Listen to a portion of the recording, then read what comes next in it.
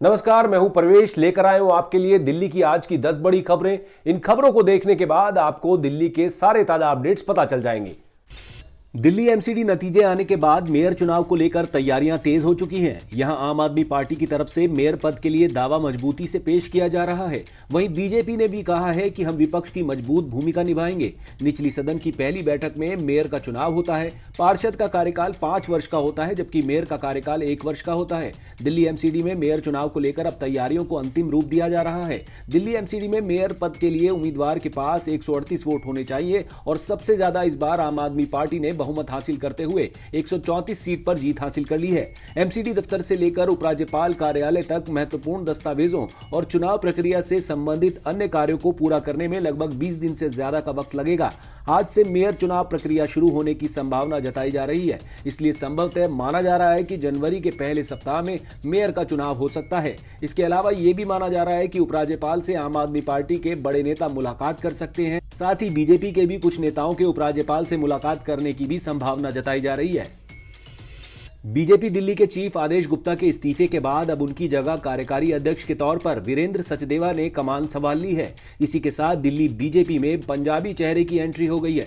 इससे पहले साल 2010 में प्रोफेसर ओम प्रकाश कोहली पंजाबी अध्यक्ष चुने गए थे। आपको बता दें कि मदन लाल खुराना, HKL भगत, जगप्रवेश चंद्रा, विजय कुमार मल्होत्रा, केदारनाथ साहनी जैसे पंजाबी नेता आज भी याद किए जाते हैं। इस अवसर पर उन्होंने कहा कि हम सामूहिक नेतृत्व प्रणाली से काम करेंगे। उन्होंने पार्टी नेताओं और कार्यकर्ताओं को वर्ष 2024 के लोकसभा चुनाव की तैयारियों में जुटने का आह्वान किया।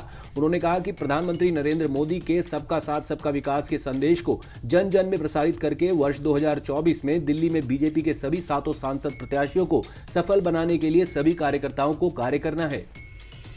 दिल्ली एयरपोर्ट पर लगातार बढ़ रही भीड़ की शिकायतें बढ़ने के बाद केंद्रीय नागरिक उड्डयन मंत्री ज्योतिरादित्य सिंधिया ने दिल्ली हवाई अड्डे के टर्मिनल 3 पर औचक निरीक्षण किया है। रविवार के दिन दिल्ली एयरपोर्ट पर कई यात्रियों को घंटों इंतजार करना पड़ा था। कुछ यात्रियों ने सोशल मीडिया पर इंदिरा गांधी इंटरनेशनल एयरपोर्ट के टर्मिनल T3 पर भीड़ की तस्वीरें भी साझा की थी। एक यात्री के ट्वीट के जवाब में दिल्ली एयरपोर्ट ने कहा कि उसने यात्रियों की सहायता और किसी भी तरह की असुविधा को कम करने के लिए अधिकारियों को ग्राउंड पर तैनात किया है। नागरिक उड्डयन मंत्रालय के अधिकारियों ने हवाई अड्डे पर यात्रियों की लंबी कतारों और प्रतीक्षा अवधि के बीच कहा है कि पीक टाइम में डिपार्चर की संख्या को घटाकर 14 करने सहित भीड़भाड़ को दूर करने के लिए एक कार्य योजना लागू की जा रही है।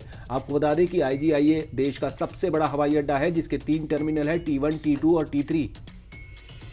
दिल्ली के इंदिरा गांधी इंटरनेशनल एयरपोर्ट पर सीमा शुल्क अधिकारियों ने बहरीन से लौट रहे एक भारतीय नागरिक को 1483 ग्राम वजन की 14 सोने की छड़ें बरामद करने के बाद गिरफ्तार किया है। बताया जा रहा है कि इन सोने की छड़ों की कीमत लगभग 68,71,000 रुपए है। इन सोने की छड़ों को युवक अपने सामान में छुपा कर ला रहा था। इससे पहले भी इंदिरा गांधी अंतर्राष्ट्रीय हवाई अड्डे पर सीमा शुल्क अधिकारियों ने मिक्सर में छिपाकर रखे गए 69 लाख रुपए से अधिक मूल्य के सोने के साथ एक यात्री को गिरफ्तार किया था। सीमा शुल्क के संयुक्त आयुक्त प्रवीण कुमार बाली ने बताया था कि उनकी टीम को इस बात की खुफिया जानकारी मिली थी। उनकी टीम ने T3 से तस्करी करने वाले युवक को गिरफ्तार किया था। उस यात्री को ग्रीन चैनल पार करने के बाद पकड़ा गया था। उसके सामान में मिक्सर के अंदर एक्सरे परीक्षण से धातु का पता लग गया था। मिक्सर के अंदर सोने के टुकड़े बरामद हुए थे, जिनकी कीमत करीब 70 लाख रुपए थी। राजधानी दिल्ली के शिवाजी कॉलेज में 3rd ईयर के एक स्टूडेंट के ऊपर जानलेवा हमला करने का मामला सामने आया है। आरोप है कि उसी कॉलेज के कुछ दूसरे जूनियर स्टूडेंट्स ने 20 साल के योगेंद्र कौशिक पर हमला कर दिया, जिसमें उसके दोनों हाथ फ्रैक्चर हो गए। उसके सिर पर गंभीर चोट लगी है, जिससे कई टाके लगे हैं। पीड़ित के भाई ने बताया कि पहले उसका इलाज हरिनगर के दीनदयाल हॉस्पिटल में किया गया, इसके बाद उसे BL कपूर हॉस्पिटल ले गए। योगेंद्र कौशिक शिवाजी कॉलेज में 3rd ईयर का स्टूडेंट है। पीड़ित के अनुसार उसका एग्जाम था और वो जब एग्जाम देने के लिए कॉलेज पहुंचा तो उसी समय कॉलेज के दूसरे स्टूडेंट ने उस पर हमला कर दिया। उसके सिर पर 60 टाके लगे हैं, दोनों पैर में गंभीर चोट लगी है और दोनों हाथ फ्रैक्चर हो गए हैं। पीड़ित के परिवार वालों का आरोप है कि 10 बजे सुबह से लेकर 6 बजे शाम तक दीनदयाल उपाध्याय हॉस्पिटल में रखा गया, लेकिन कोई ट्रीटमेंट ढंग से नहीं किया गया। पीड़ित के परिजनों ने आरोपियों के खिलाफ सख्त कार्रवाई करने की मांग की है।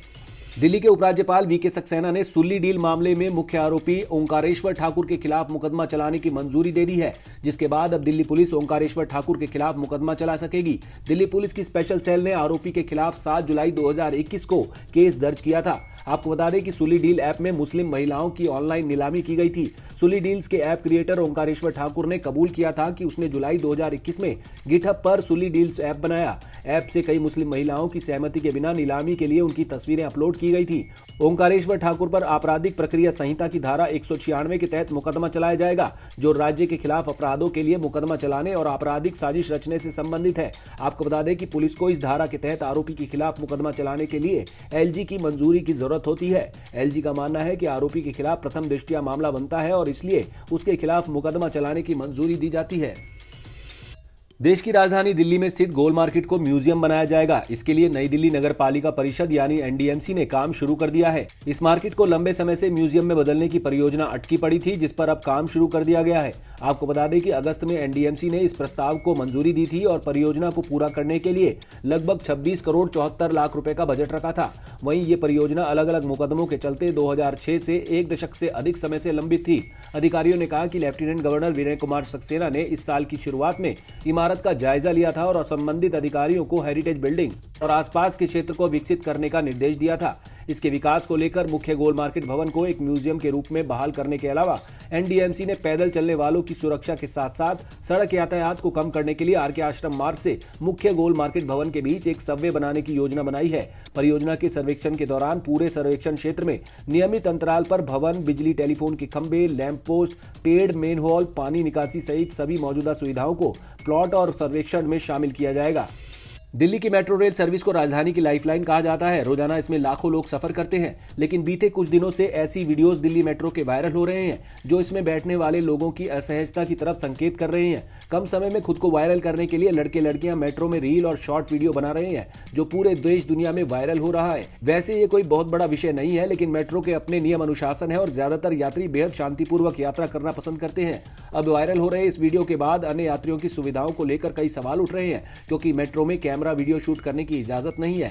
डीएमआरसी ने कहा है कि दिल्ली मेट्रो में सफर करने वाले यात्रियों की हर सुविधा और व्यवस्था हमारे लिए प्राथमिकता है। मेट्रो में रील बनाना कोई बड़ा विषय नहीं है, लेकिन नियम कानून के अनुसार कोई भी ऐसा कार्य दिल्ली मेट्रो में ना हो जिससे अन्य दूसरे यात्रियों को असुविधा हो। इसके अलावा एक सवाल पूछा गया कि क्या आगे इसको लेकर कोई विशेष गाइडलाइन जारी की जाएगी, तो उन्होंने कहा कि अभी इसकी कोई तैयारी नहीं है, लेकिन हम खासतौर पर युवाओं से ये उम्मीद करेंगे कि वो दिल्ली मेट्रो की छवि को बरकरार रखने में सहयोग करें। देश की राजधानी दिल्ली के अस्तित्व से 12 दिसंबर के दिन का एक अलग ही नाता है। दरअसल सन 1911 में आज ही के दिन कलकत्ता के स्थान पर दिल्ली को देश की राजधानी बनाने का फैसला किया गया था। ब्रिटेन के राजा रानी उस समय भारत के दौरे पर आए हुए थे और उन्होंने दिल्ली के बाहरी इलाके में आयोजित दिल्ली दरबार में यह ऐलान किया था कि भारत की राजधानी कलकत्ता की बजाय अब दिल्ली होगी। अंग्रेज शासकों ने देश में शासन को बेहतर तरीके से चलाने के लिए कलकत्ता की जगह दिल्ली को राजधानी बना दिया था। दिल्ली एनसीआर में सर्दी और वायु प्रदूषण के प्रकोप में कमी आई है। दिल्ली एनसीआर में कई दिनों के बाद ज्यादातर हिस्सों में वायु गुणवत्ता सूचकांक यानी AQI में गिरावट दर्ज की गई है। AQI बहुत खराब से खराब श्रेणी में पहुंच गया है। ऐसे में दिल्ली के लोगों को वायु प्रदूषण से थोड़ी राहत मिली है। केंद्रीय प्रदूषण नियंत्रण बोर्ड के अनुसार दिल्ली के ITO में सोमवार की सुबह AQI खराब श्रेणी में 233 दर्ज हुआ है। दिल्ली के पटपड़गंज में AQI खराब श्रेणी में 268, जवाहरलाल नेहरू स्टेडियम में 271, सोनिया विहार में 274, विवेक विहार में 280, नरेला में 247 और जहांगीरपुरी में 283 रिकॉर्ड किया गया है। हालांकि आनंद विहार में AQI बहुत खराब श्रेणी में 302 दर्ज हुआ है। इसके अलावा सर्दी की बात करें तो दिल्ली NCR के लोगों को इसके सितम से भी अभी राहत मिली हुई है। दिन में धूप निकलने की वजह से सर्दी का असर अभी नहीं बढ़ा है, वहीं तापमान में बढ़ोतरी हुई है। मौसम विभाग के मुताबिक दिल्ली में आज अधिकतम तापमान 28 डिग्री सेल्सियस तक रह सकता है। आप देख रहे थे दिल्ली की 10 बड़ी खबरें।